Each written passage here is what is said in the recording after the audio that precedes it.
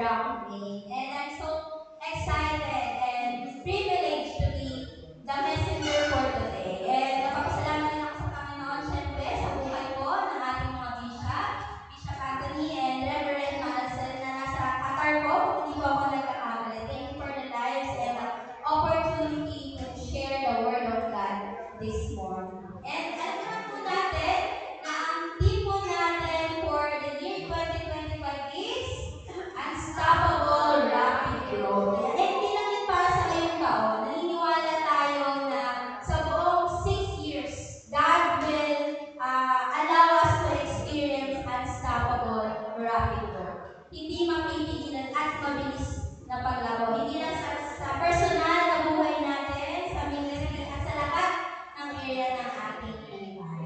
And for the month of February, ang ating pong focus o ang series po natin is Grow in Evangelism. And today, syempre, yun pa din ang ating pag-uusapan. So we are going to talk about one of the most important responsibilities na meron tayo as follower of Christ. And that is evangelism. Marami po sa atin bilang mga believers ay nakaka-experience ng hesitation or hesitant tayo to do evangelism or soul winning. And some iniisip na they are unqualified, hindi sila karapat-dapat na mag-share ng gospel sa mga tao. Maybe because takot sila, takot tayo, nakaranas tayo one way or another na reject or baka hindi tayo pakinggan ng mga tao or pakinggan lang tayo pero hindi naman nila isa puso yung message of salvation. And yung iba naman, hindi hesitant sila to share the gospel to people just because hindi nila alam kung paano magsisimula o saan sisimulan, di ba? Kumbaga meron naman silang desire in their heart. Meron silang burning passion to share Jesus Christ sa mga, the Lord Jesus Christ sa mga tao. Pero hindi nila alam paano pasisimulan. Ano ba yung mga dapat gawin?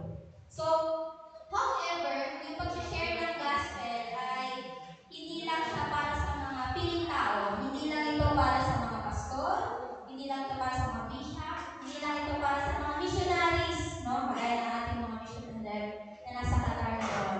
Hindi lang din ito para sa mga taong may special gift or gifted pagdating sa evangelism. Pero ito ay command para sa lahat ng mga believers, no? It is a command for all believers. Sabihin nga po natin all.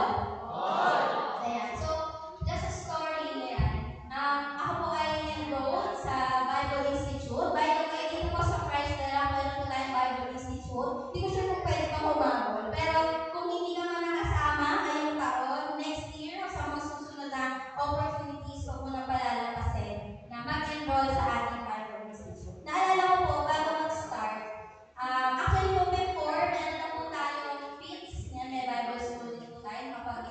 Graduate din po ako doon. And inisip ko, dito sa Bible Institute, ano ba yung gagawin kapag sa first day? Siyempre, again, school yan, so class.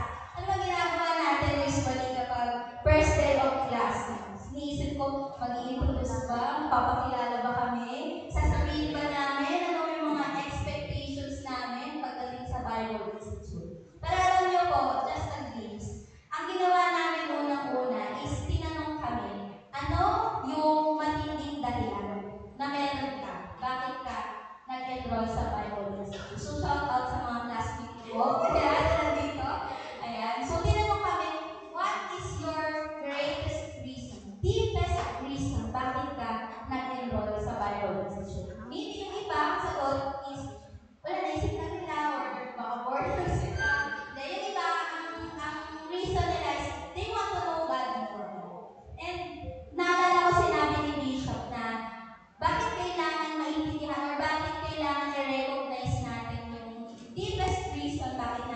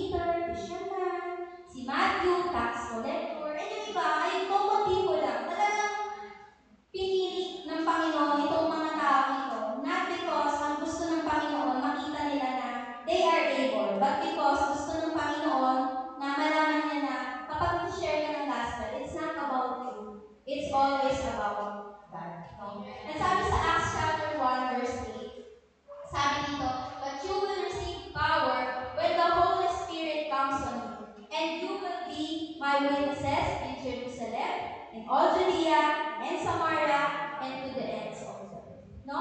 And itong verse na to, ang pangako sa atin ng Panginoon na hindi tayo mag-isa kapag ginagawa natin yung kanyang inuutos sa atin in winning souls. Ang sabi dyan, we will receive. Ibig sabihin sigurado.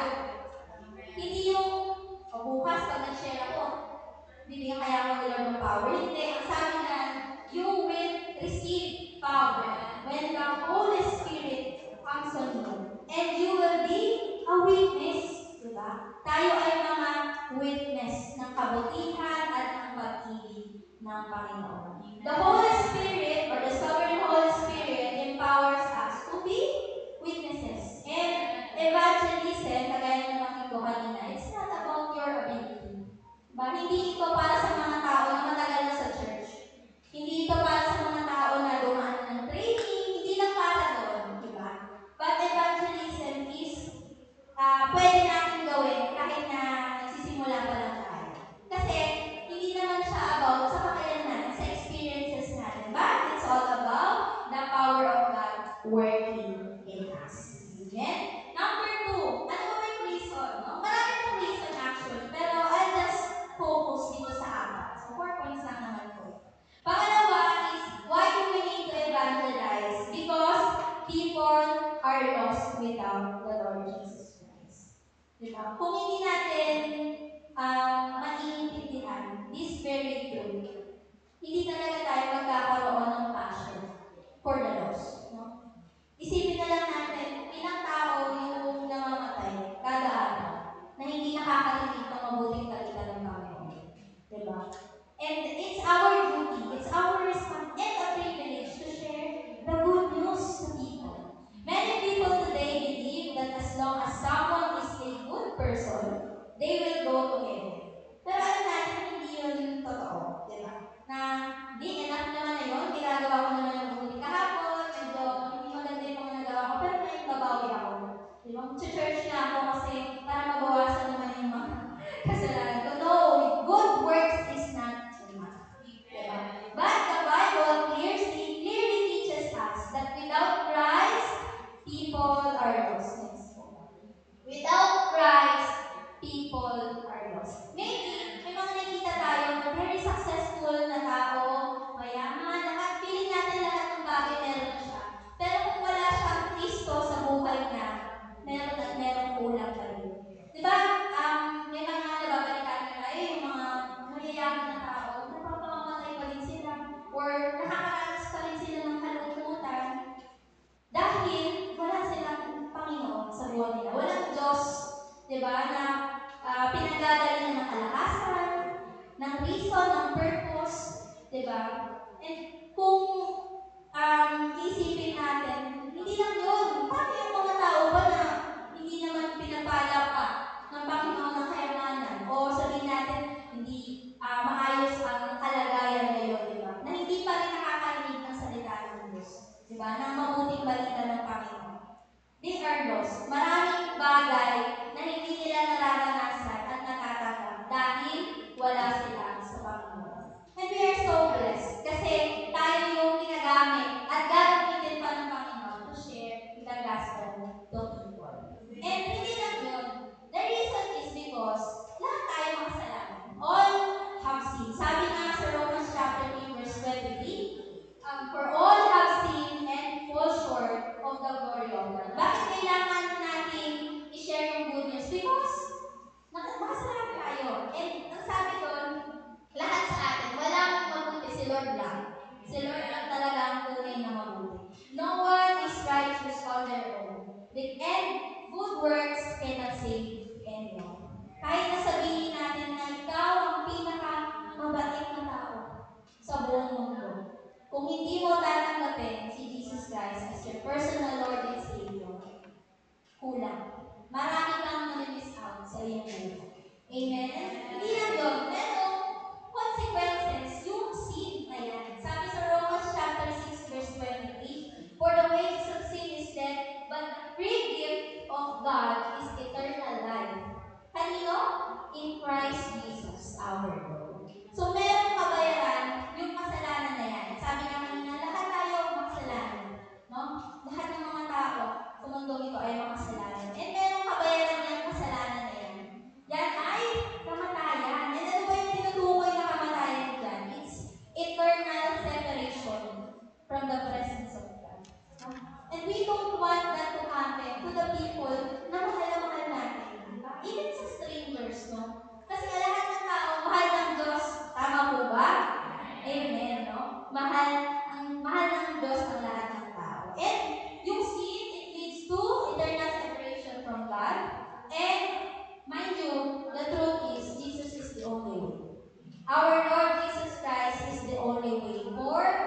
salvation.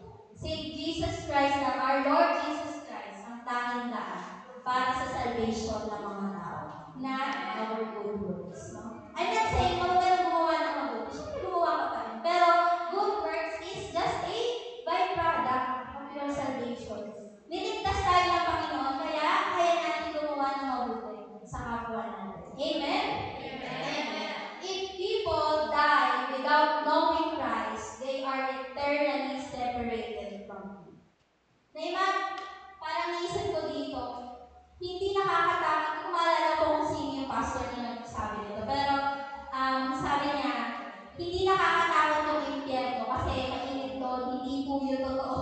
Na yun lang yung reason. Nakakatakot yung hell kasi yun yung lugar kung saan hindi mo na mararanasan yung presensya ng Panginoon.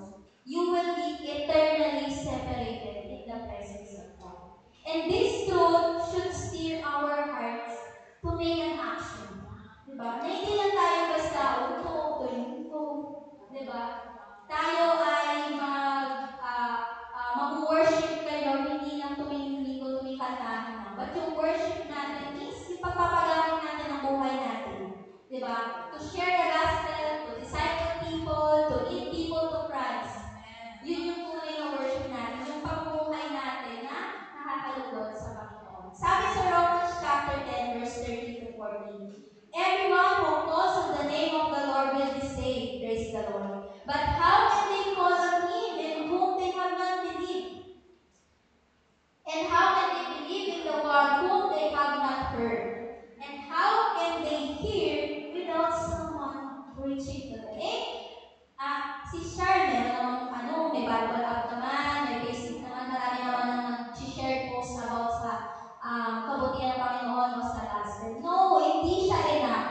Diba? Kung enough yun, edi sana lahat tayo saved na. Diba? Nakakilala na tayo sa Panginoon. Kasi yung Word of God, sobrang accessible na niya ngayong panahon na to. Diba? We are so blessed na nasa bansa tayo na hindi illegal ang pag-share ng Word of God. No? And yung Bible, isang click mo lang, madadownload mo na mababasa mo. Pero hindi enough eh. Ang sabi dito, paano makakakilala yung mga tao kung hindi nila maririnig, kung walang mag-preach sa kanila, kung walang mag-share sa kanila, kung walang mag-i-invite sa kanila, diba, to come to church and hear the message of salvation. Sabi pa dito, the lost will not hear the gospel unless you and I share. Kailangan natin gumawa ng action.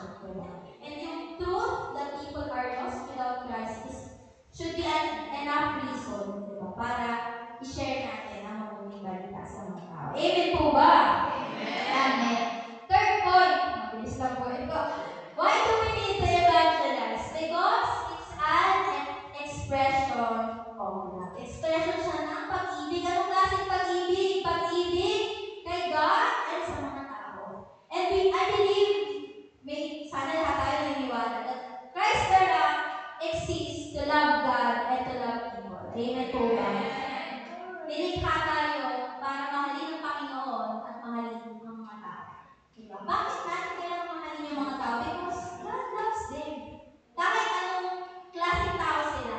Kahit sila yung pinaka-nakakainis, pinaka-disappointing na tao, or maybe wala silang na-achieve sa life nila. Yun yung naisip nila. Pero these people, kahit ano pa sila, anong background nila, anong nationality nila, mahal sila ng Panginoon. Diba?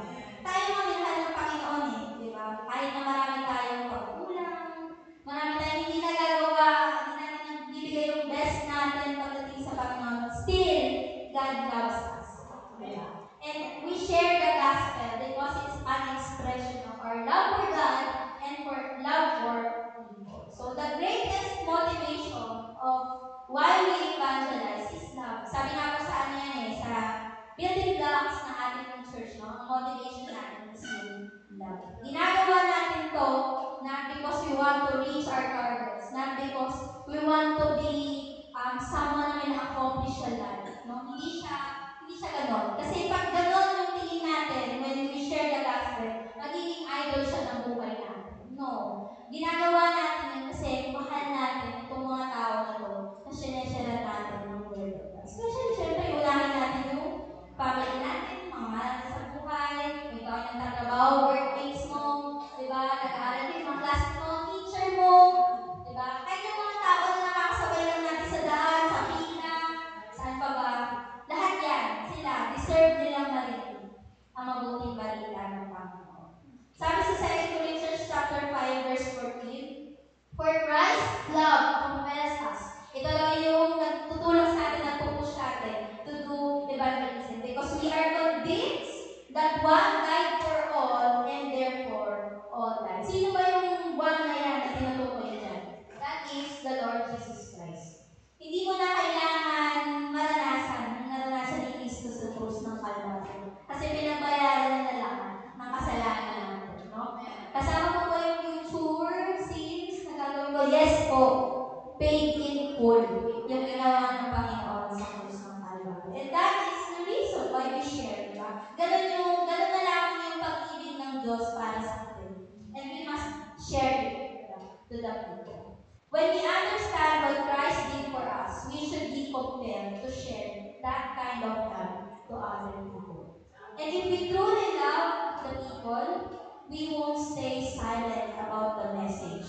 That the only message that can save you. Gaya nga ng shinare ni Brother MJ kagabi, di ba? Kapag merong magandang balita, hingin mo ba yun sa sarili mo? No! Sinishare yung mga walang kwenta nga po, di ba? Sinishare natin. What for yung napakahalagang bagay? The only message that can save the people. Di ba? I-share natin yun. Di ba? Siguro yung iba sa atin dito, gumagamit ng orange, ng blue, saka ng black na app. Di ba? Pag nakita ka dyan ng sale, sinishare mo yan. Di ba? Pag nakita ka ng nakapunta ka or nakakain ka sa masarap na kainan na restaurant, sinishare mo yan. Hindi mo mapigilan. Kasi yung na-experience mo doon sa bagay na yon, sa lugar na yon, is gusto mo maranasan din ang iba. And that is the same. Should be greater pagdating sa pag-ibig ng Panginoon. No? Ayan. And yun nga, dapat meron tayong sense of urgency when we share the gospel. Kailangan, ibig sabihin, yun yung greatest priority mo sa buhay mo. Hindi yung paglago sa career, hindi lang yun eh. There's more to that, no? Yung pag-share natin ng word sa mga tao should be our first priority. Diba? Kasi, pag narinig nila yon, kapag naiintindihan nila na mahal sila ng Panginoon, yung effect nun, yung impact na yon is hindi lang pang dito, pang eternal. Diba? You're making an eternal impact sa buhay ng mga tao every time that you share the gospel. Regardless they will accept it or not. Diba? It's by obeying, diba? Sa sinabi ng Panginoon na go make disciples, go share that word, diba? Sa mga tao. Lastly po, number 4, why do we need to evangelize? Because it brings glory to God. Of course, yan yung isa sa mga, nakakakilig na reason. Bakit natin ginagawa? Kasi nakakapagbigay ito ng kapurihan sa ating Panginoon. We are created to bring glory to God. Sabi sa John chapter 15 verse 8, this is to my Father's glory, that you bear much fruit, showing yourselves to be my disciple. Paano daw nalalaman na ikaw ay tunay na disciple kung ikaw ay may bunga? And ano yung bunga na yan? Kapag mayroong isang kaluluwa nakakilala sa Panginoon sa pamamagitan ng pag-share ng Panginoon.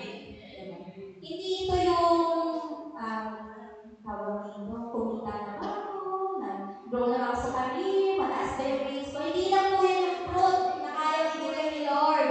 Yung fruit na yan is yung kaluluwa ng mga tao na makakakilala sa Panginoon. Sabihin mo nga po sa katabi mo, gagamitin ka ni Lord. Gagamitin tayo, bawat isa sa atin ng Panginoon. Sabi sa Luke chapter 15 verse 10. Next po. Ayan. Sabi dyan, in the same way, I tell you, there is rejoicing in the presence of the angels of God over one sinner who repents. Ilan daw po? One. just one. Merong party sa langit. May celebration sa kalangitan kapag may isang kaluluwa na nakakilala sa Panginoon. Huwag nating maliitin yung kayang gawin nung gospel sa buhay ng mga tao. Kasi ang sabi dyan, there is rejoicing in heaven. Diba? And evangelism is not just an obligation, but is a joy. Diba? May joy, may bunga ng kagalakan every time na nag-share. Kahit sino po dito nakapag-try na mag-share ng gospel sa mga tao? Anong na-feel nyo after nyo gawin nyo? Lalo na yung unang beses. Masaya. Bakit may nakuha ka ba? Wala. Pero alam mo na napakinggan mo ang Panginoon. Ayan. And for conclusion, ayan, makikita natin na today, ano lang, 4 lang yun. Pero alam ko na marami pong dahilan bakit natin kailangan i-share ang gospel. Diba? Why evangelism matters? Because it's a direct command from our Lord. And people are lost without Christ. Kung walang Kristo, ligaw ang mga tao. Pangatlo, it's an act of love. Diba? To share the gospel. Pag-ibig natin sa Panginoon, pag-ibig natin sa mga tao na mahal ng Panginoon. And lastly, it brings glory to God. Evangelism, soul winning matters to God. And so, it should also matters to God. Kung ano mahalaga sa Panginoon, dapat mahalaga din para sa atin. Amen? Kasi tayo ay mga followers of Christ.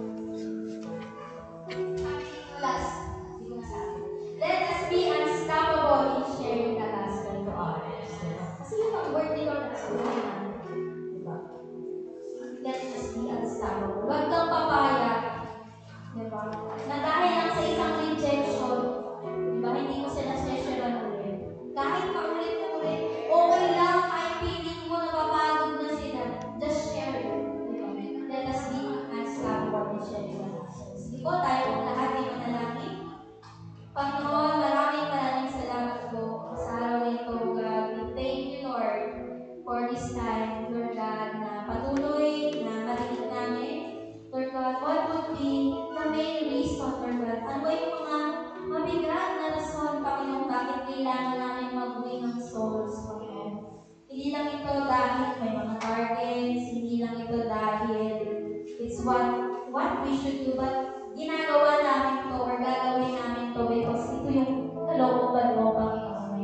Thank you, Lord, for revealing this truth to us, O God. And thank you, Abba Father, for your Son, our Lord Jesus Christ, who paid the penalty for our sins. Nandito kami, Panginoon, dahil sa bagay na ginawa mo sa krus ng Kalbaryo. And hindi kami magpapapigil, Panginoon, ng mga rejection, ng fear, Lord God, ng frustration, Lord God, o dahil hindi lang namin alam yung mga sasabihin. But Lord, Holy Spirit, Sovereign Holy Spirit, fill us, anoint us, empower us, O Lord, as we share the gospel to as many people as we can. Today, sa papuntong ito, mga kapatid, isipin mo kung sino itong taong ito na nilalagay ng Panginoon sa puso mo. Na gusto ng Diyos na share mo ng gospel. If it's possible, mention the name of that person. Diba? Make that person popular in heaven. Diba? Ipanalangin mo na itong taong ito na invite mo, share mo ng gospel, will have an open heart that will really accept the message of salvation. This is not about you. It's always about our Lord Jesus Christ. And let us pray na sa darating na Unstoppable Harvest this coming February 23, this person ay makaka-attend. We break every bondage. We break every obstacle. Lahat ng ginagawa ng kaaway sa buhay ng tao to, winawasak namin in the name of the Lord Jesus Christ. And we continue to hope. Kung hindi man ngayon, Panginoon, gagawa ka ng kaparaanan upang maabot ang mga tao ito at sila ay makaranasan ang pag-ibig mo, Panginoon. Maraming salamat po.